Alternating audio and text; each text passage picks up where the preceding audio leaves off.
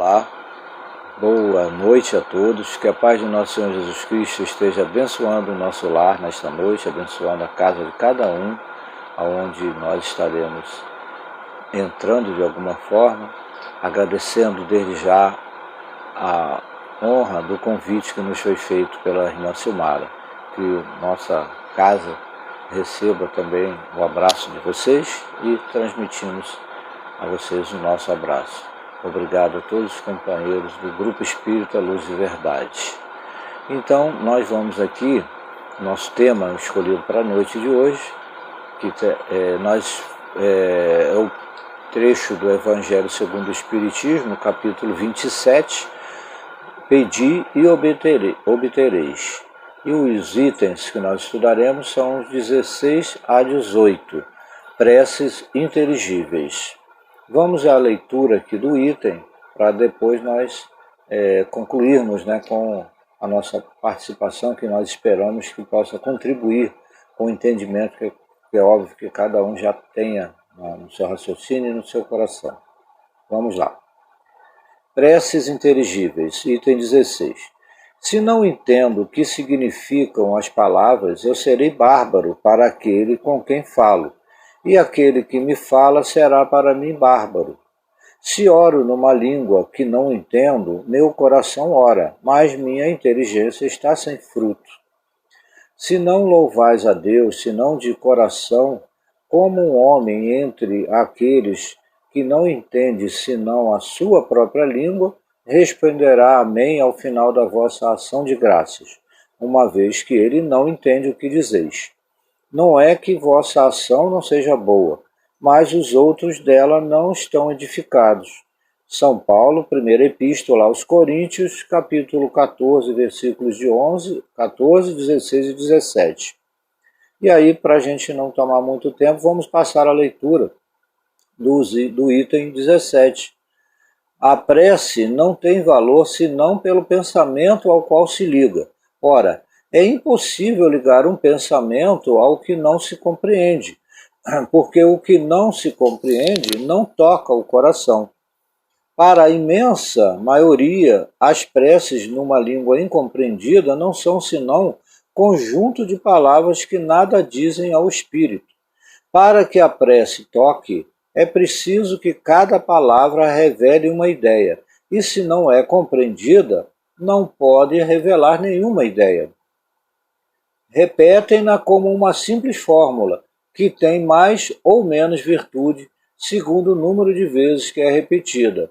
Muitos oram por dever, alguns mesmo por hábito.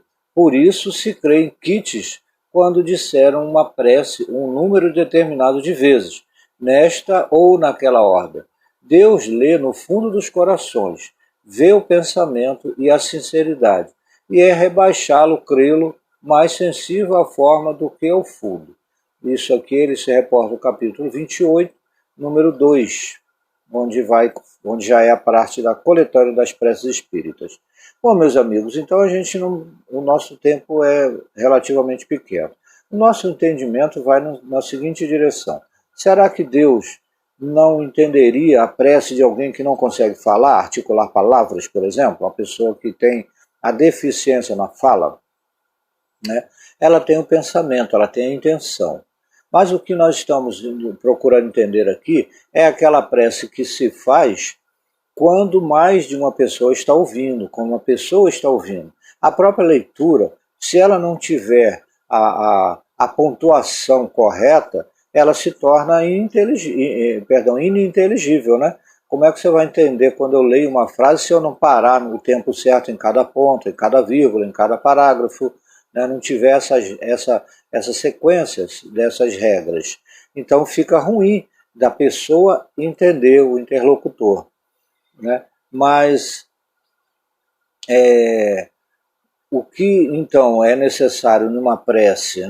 Não existe uma fórmula assim, você diz tais palavras, determinada quantidade de vezes, mas a ideia é que se transmita uma palavra ou aquele significado do que se está dizendo. Então, se a gente estiver falando para um grupo de pessoas que não entende determinados termos mais rebuscados, palavras mais difíceis, eles não vão entender, embora somos do mesmo idioma, todos somos do mesmo país. Mas o nosso quem, a quem nós estamos nos dirigindo, é necessário que a gente tenha essa capacidade de compreender, né? Para quem, a quantos e quais eu estou falando, que é para eu poder direcionar as minhas palavras, o entendimento, cada frase fazer um significado, ter um sentido naquilo que eu estou orando, que é basicamente é o que nós estamos tratando aqui. Então eu preciso conjugar ao que eu estou orando uma altura de voz audível, né? Se a gente ora baixinho demais e a prece é para ser ouvida em grupo, então eu não estou conseguindo fazer a conexão com todas as pessoas que estão me ouvindo. É necessário que, de acordo com o tamanho do grupo, essa prece tenha uma tonalidade de voz, tenha uma dicção melhor um pouco, né, para que consiga as ideias que eu estou juntando, conjugando na minha palavra, a conectar essas ideias para que aquela quantidade de pessoas faça como se fosse um feixe e toda essa captação dessa energia possa ser compreendida pelo grupo. A Deus é óbvio que Ele está ouvindo o que está no fundo do nosso coração, não pelas palavras, mas pelo sentimento de verdade. É óbvio que Deus sabe quem nós somos, o que nós queremos e o que realmente nós necessitamos. Mas se eu oro para mim, é diferente. Eu posso fazer isso de olhos fechados, né, óbvio, e posso falar, posso fechar a boca e apenas pensar, né, ter a intenção de orar em pensamento. Mas para que outras pessoas me ouçam quando eu disser a prece, eu preciso falar de jeito que aquela pessoa ou aquelas outras pessoas me ouçam e entendam o que eu estou falando e consigam somar aquela quantidade, aquela energia que a gente precisa na oração, né? Se nós estamos pedindo, por exemplo, para a saúde de uma determinada pessoa cujo nome foi colocado, foi pedido que se fizesse aquela corrente de oração. Então eu preciso falar o nome da pessoa, ou pelo menos já estar dizendo naquela intenção, e as pessoas poderem ouvir direitinho e para que a gente então faça aquela oração naquela direção, né? E esse é o entendimento da prece inteligível que Paulo de Tarso, na sua carta aos Coríntios, né, lá nos idos aí, há mais de 2000 anos atrás, já dizia, né?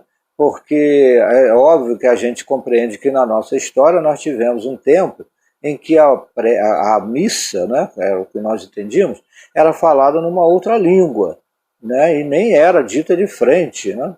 E então as pessoas não entendiam o que era a palavra. A própria palavra amém, ela é uma palavra do latim, então a gente acabou assimilando como um encerramento de uma oração. Então, no nosso entendimento, ela significa que aquilo que nós pedimos na oração, nós encerramos com essa palavra e queremos que seja daquela forma o nosso pedido atendido. Então, nós dizemos assim seja. Ou seja, então nós assinamos embaixo quando nós dissemos amém. É isso que eu quero, é assim que eu desejo. E falamos dessa forma, maquinalmente, muitas das vezes. Então, meus companheiros, nosso tempo é pequeno, nosso pedido aí realmente foi que fizéssemos um vídeo de um tamanho adequado para poder juntar na reunião, e nós estamos mais uma vez muito agradecidos pela oportunidade e desejamos que possamos ter contribuído de algum modo com o entendimento e somado um pouco mais